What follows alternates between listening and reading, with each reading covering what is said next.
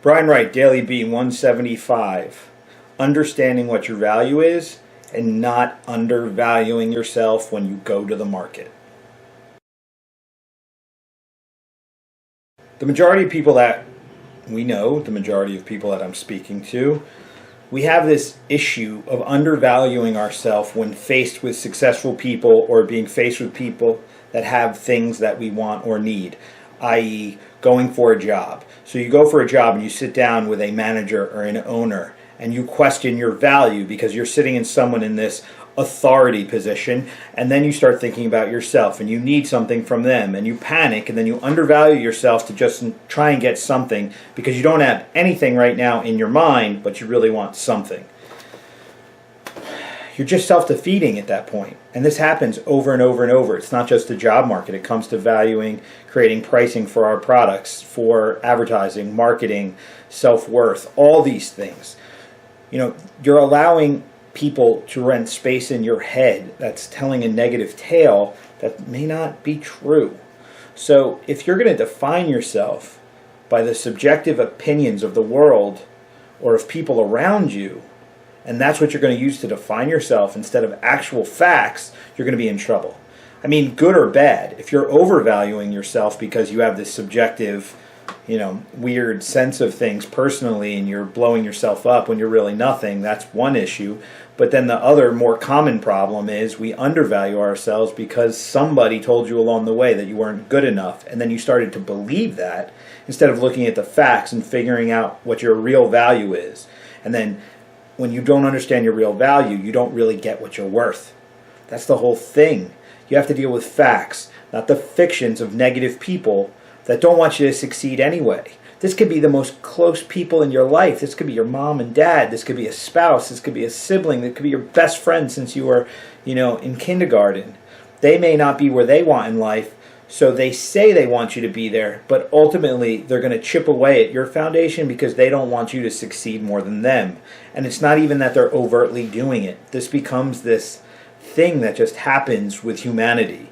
We get nervous when we see other people passing us, and we don't want to be left behind, and we don't want to end up being alone. So what we do is we try and hold them back. We talk really nice, but we always infuse a certain level of negativity to try and undermine progress so everybody stays where we are or below us.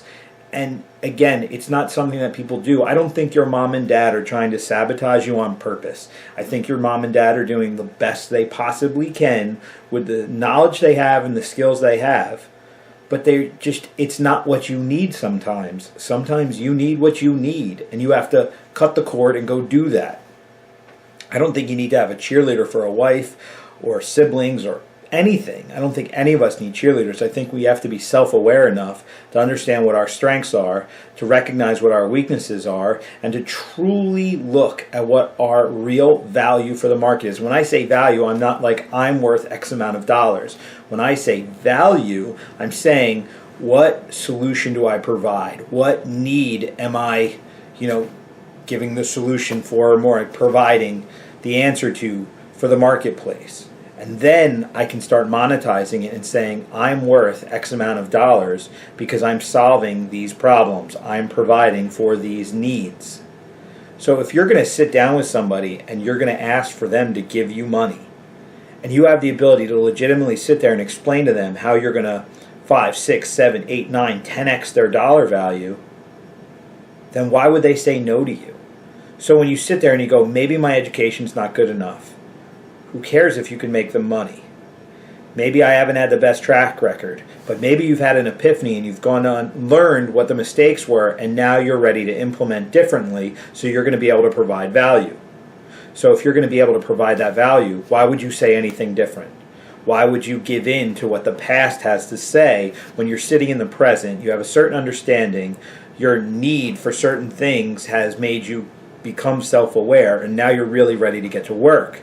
Now you just have to convince that person that's sitting in front of you that you're going to do the work, that you've acquired skill, and you're going to provide a very big value for them. So the money that you're asking in return for that value is not that much. They're going to have the ability to make money off you. So they should want to hire you. And if they're not evolved enough to understand it, go find someone else to talk to, because it's not a boss you want to work for.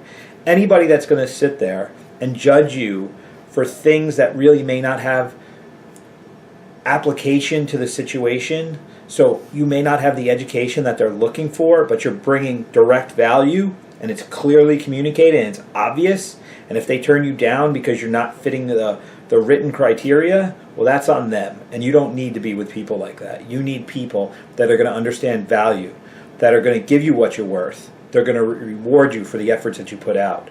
So it's a balancing act. You have to really understand who you are. You have to figure out what your value is in a marketplace, and then you have to define what you're worth at that point. But the only way you're going to get there is to let go of the negativity, to not allow the outside voices to distort your understanding of facts.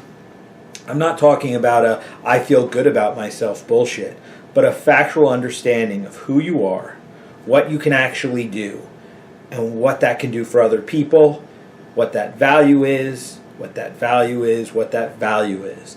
That's the fact of life. How much money can you make an employer? So if you sit down and you're about to do an interview, don't tell them how fucking great you are.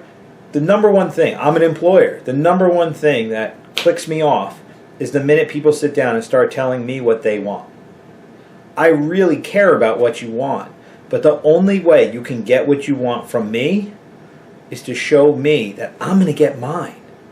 If you can help my business be better, make more money, be more efficient, which allows us to make more money or get more time back, I'll give you what you want and probably more. But you first have to show me your value. Don't tell me how great you think you are. Tell me the value for this situation.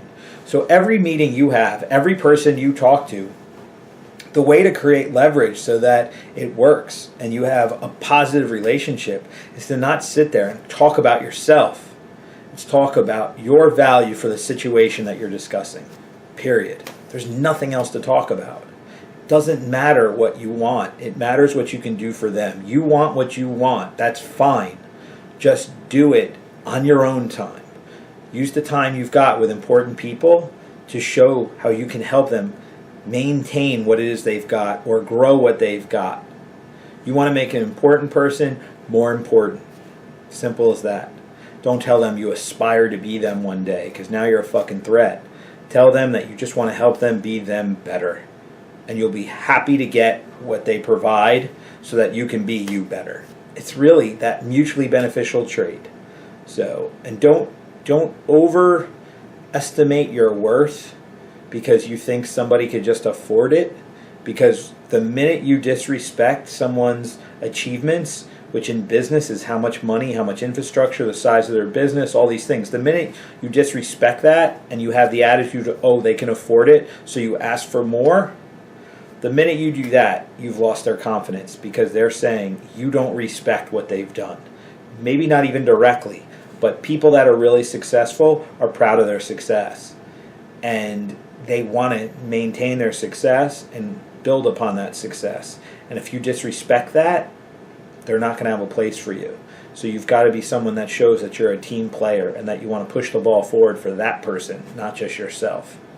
So that's the thing. When you figure out that the more you can do for people, the more you're actually doing for yourself, man, now you're good. That's the thing. You want to give without expectation and it'll come back. Just do the work, put the time in, do exactly what you said you were going to do, and more if you can, and the situation will work out. If it doesn't, then you have to change the situation because you made a poor choice on who you were applying for anyway. So don't underestimate your value in the marketplace. Just don't do it. Understand that you are worth what you're worth, and your value is your value, and don't let anything get in the way, either level of education, level of experience, whatever. You know, I've had 19-year-olds that just got out of high school have brought things to the table that I can expand projects with, and I've hired them over people that have been in the business for 20 years, but the business kind of put them in a position where they can't be progressive or grow anymore. So I see the value in every person that sits in front of me. It's not on their resume. It's in what they actually provide. Resumes are great, but that's just a piece of paper with words. It's what people can actually do, what they can provide, how much they can make, how far they can push the company forward. That's the stuff that matters. So focus on those things and don't let the negative social megaphone distract you from the facts of who you really are. Don't let anyone. You got to cut that cord. When you look at yourself and you look at your value, cut everything out of that conversation and just look at the facts, not the subjective bullshit that the world's going to throw at you. So that's the deal. This is Brian Wright. I am out.